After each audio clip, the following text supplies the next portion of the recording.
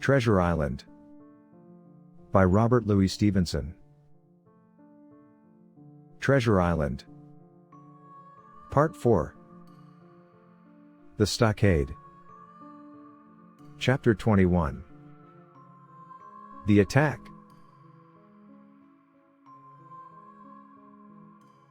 As soon as Silver disappeared, the captain, who had been closely watching him, turned towards the interior of the house and found not a man of us at his post but Gray. It was the first time we had ever seen him angry. "Quarters!" he roared. And then, as we all slunk back to our places, "Gray," he said, "I'll put your name in the log. You've stood by your duty like a seaman." "Mr. Trelawney, I'm surprised at you, Sir Doctor. I thought you had worn the king's coat." "If that was how you served at Fontenoy, sir, you'd have been better in your berth." The doctor's watch were all back at their loopholes, the rest were busy loading the spare muskets, and everyone with a red face, you may be certain, and a flea in his ear, as the saying is. The captain looked on for a while in silence. Then he spoke. "My lads," said he, "I've given Silver a broadside. I pitched it in red hot on purpose. And before the hour's out, as he said, we shall be boarded. We're outnumbered, I needn't tell you that, but we fight in shelter. And a minute ago I should have said we fought with discipline. I've no manner of doubt that we can drub them, if you choose." Then he went the rounds and saw, as he said, that all was clear. On the two short sides of the house, east and west, there were only two loopholes. On the south side where the porch was, two again. And on the north side, 5. There was a round score of muskets for the 7 of us. The firewood had been built into 4 piles tables, you might say one about the middle of each side, and on each of these tables some ammunition and 4 loaded muskets were laid ready to the hand of the defenders. In the middle, the cutlasses lay ranged. "Toss out the fire," said the captain. "The chill is past, and we mustn't have smoke in our eyes." The iron fire basket was carried bodily out by Mr. Trelawney, and the embers smothered among sand. "Hawkins hasn't had his breakfast. Hawkins, help yourself, and back to your post to eat it," continued Captain Smollett. "Lively, now, my lad.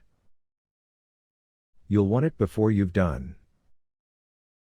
Hunter, serve out a round of brandy to all hands."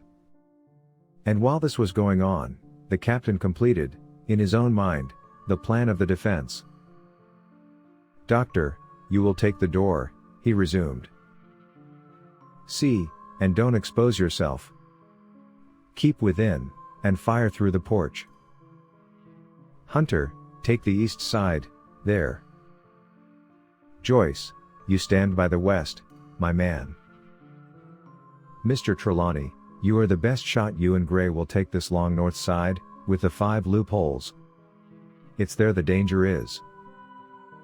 If they can get up to it and fire in upon us through our own ports, things would begin to look dirty. Hawkins, neither you nor I are much account at the shooting. We'll stand by to load and bear a hand." As the captain had said, the chill was past. As soon as the sun had climbed above our girdle of trees, it fell with all its force upon the clearing and drank up the vapors at a draught. Soon the sand was baking and the resin melting in the logs of the blockhouse. Jackets and coats were flung aside, shirts thrown open at the neck and rolled up to the shoulders. And we stood there, each at his post, in a fever of heat and anxiety. An hour passed away. "Hang them," said the captain. "This is as dull as the Doldra MS Gray, whistle for a wind." And just at that moment came the first news of the attack. "If you please, sir," said Joyce, "if I see anyone, am I to fire?" I told you so!" cried the captain. "Thank you, sir," returned Joyce with the same quiet civility. Nothing followed for a time, but the remark had set us all on the alert, straining ears and eyes. The musketeers with their pieces balanced in their hands, the captain out in the middle of the blockhouse with his mouth very tight and a frown on his face. So some seconds passed, till suddenly Joyce whipped up his musket and fired. The report had scarcely died away ere it was repeated and repeated from without in a scattering volley, shot behind shot, like a string of geese, from every side of the enclosure. Several bullets struck the log house, but not one entered. And as the smoke cleared away and vanished, the stockade and the woods around it looked as quiet and empty as before. Not a bough waved, not the gleam of a musket barrel betrayed the presence of our foes. "Did you hit your man?" asked the captain. "No, sir," replied Joyce.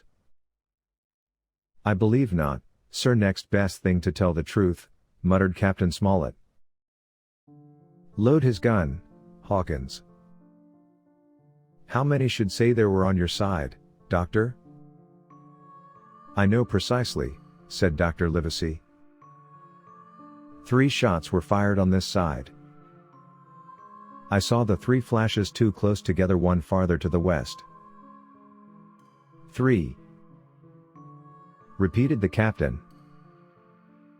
"And how many on yours, Mr. Trelawney?" But this was not so easily answered. There had come many from the north, 7 by the squire's computation, 8 or 9 according to Gray. From the east and west only a single shot had been fired. It was plain, therefore, that the attack would be developed from the north, and that on the other 3 sides we were only to be annoyed by a show of hostilities. But Captain Smollett made no change in his arrangements. If the mutineers succeeded in crossing the stockade, he argued, they would take possession of any unprotected loophole and shoot us down like rats in our own stronghold. Nor had we much time left to us for thought. Suddenly, with a loud huzzah, a little cloud of pirates leapt from the woods on the north side and ran straight on the stockade. At the same moment, the fire was once more opened from the woods, and a rifle ball sang through the doorway and knocked the doctor's musket into bits. The boarders swarmed over the fence like monkeys. Squire and Gray fired again and yet again. 3 men fell, 1 forwards into the enclosure, 2 back on the outside. But of these, 1 was evidently more frightened than hurt, for he was on his feet again in a crack and instantly disappeared among the trees. 2 had bit the dust, 1 had fled, 4 had made good their footing inside our defenses, while from the shelter of the woods 7 or 8 men, each evidently supplied with several muskets, kept up a hot though useless fire on the log house. The 4 who had boarded made straight before them for the building, shouting as they ran, and the men among the trees shouted back to encourage them. Several shots were fired, but such was the hurry of the marksmen that not one appears to have taken effect. In a moment, the 4 pirates had swarmed up the mound and were upon us. The head of Job Anderson, the boatswain, appeared at the middle loophole. "At 'em, all hands, all hands!" he roared in a voice of thunder. At the same moment, another pirate grasped Hunter's musket by the muzzle, wrenched it from his hands, plucked it through the loophole, and with one stunning blow, laid the poor fellow senseless on the floor. Meanwhile a third, running unharmed all around the house, appeared suddenly in the doorway and fell with his cutlass on the doctor. Our position was utterly reversed. A moment since we were firing, under cover, at an exposed enemy. Now it was we who lay uncovered and could not return a blow. The log house was full of smoke, to which we owed our comparative safety. Cries and confusion, the flashes and reports of pistol shots, and one loud groan rang in my ears. "Out, lads, out, and fight 'em in the open." "Cutlasses!" cried the captain. I snatched a cutlass from the pile, and someone, at the same time snatching another, gave me a cut across the knuckles which I hardly felt. I dashed out of the door into the clear sunlight. Someone was close behind, I knew not whom. Right in front, the doctor was pursuing his assailant down the hill, and just as my eyes fell upon him, beat down his guard and sent him sprawling on his back with a great slash across the face. "Round the house, lads! Round the house!" cried the captain. And even in the hurly-burly, I perceived a change in his voice. Mechanically, I obeyed, turned eastwards, and with my cutlass raised, ran round the corner of the house. Next moment I was face to face with Anderson. He roared aloud, and his hanger went up above his head, flashing in the sunlight. I had not time to be afraid, but as the blow still hung impending, leapt in a trice upon one side, and missing my foot in the soft sand, rolled headlong down the slope. When I had first sallied from the door, the other mutineers had been already swarming up the palisade to make an end of us. One man, in a red nightcap, with his cutlass in his mouth, had even got upon the top and thrown a leg across.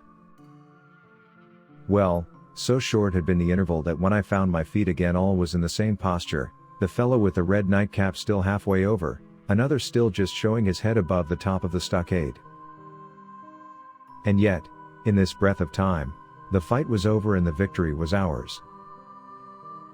Gray, following close behind me, had cut down the big boatswain ere he had time to recover from his last blow. Another had been shot at a loophole in the very act of firing into the house and now lay in agony, the pistol still smoking in his hand. A third, as I had seen, the doctor had disposed of at a blow. Of the four who had scaled the palisade, one only remained unaccounted for, and he, having left his cutlass on the field, was now clambering out again with the fear of death upon him. "Fire, fire from the house!" cried the doctor. "And you, lads, back into cover." But his words were unheeded, no shot was fired, and the last boarder made good his escape and disappeared with the rest into the wood. In 3 seconds nothing remained of the attacking party but the 5 who had fallen, 4 on the inside and 1 on the outside of the palisade. The doctor in grey and I ran full speed for shelter. The survivors would soon be back where they had left their muskets, and at any moment the fire might recommence. The house was by this time somewhat cleared of smoke, and we saw at a glance the price we had paid for victory. Hunter lay beside his loophole, stunned. Joyce by his, shot through the head, never to move again. While right in the center, the squire was supporting the captain, one as pale as the other. "The captain's wounded," said Mr. Trelawney. "Have they run?" asked Mr. Smollett. "All that could, you may be bound," returned the doctor. "But there's 5 of them will never run again." "5!" cried the captain. "Come, that's better. 5 against 3 leaves us 4 to 9. That's better odds than we had at starting. We were 7 to 19 then, or thought we were, and that's as bad to bear." The mutineers were soon only 8 in number, for the man shot by Mr. Trelawney on board the schooner died that same evening of his wound. But this was, of course, not known till after by the faithful party. Treasure Island. Part 4. End of chapter 21. The attack.